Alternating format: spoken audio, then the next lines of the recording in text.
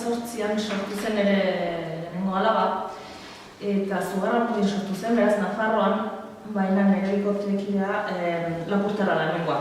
Orduan aurra erregistratu ginen eskoraz, Zugarramurdin ofiziala baita hizkuntza hori.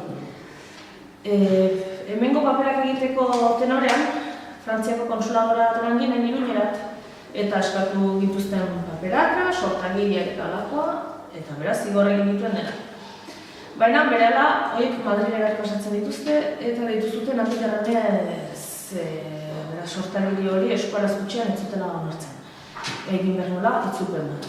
Orduan nik zer egin, eta behatokirat jo nuen, deitu nuen, zer egin behar nuen, eta ekerran zaukaten, nik egin nuena, dena legala zela, nik hartuan nuen administrazioanean paper bat legala zena, eta administrazioanean utzia nuen beraz.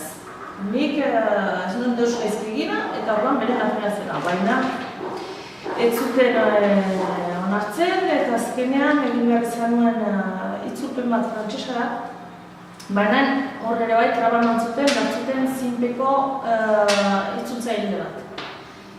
Hemen, eskuara ezpaika ofiziala, etzen holako itzultzailerik.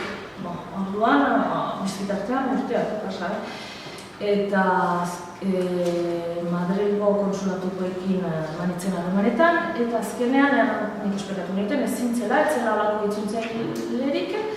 Orduan, erakunde publikoren bat bazen, eta horren bitartez, soluzione bat bilatu. Azkenean, lortu ginoen itzulpen bat egitea Euskaren erakunde publikoekin, eta horien agiri batekin pasatu zen. Bigarren aurra sortu zen 2008an, eta beraz kalapita bera, eta 2 urte eta erdiren ondotik, igorri dituzte berriz paper guztiak ez zutela eginen.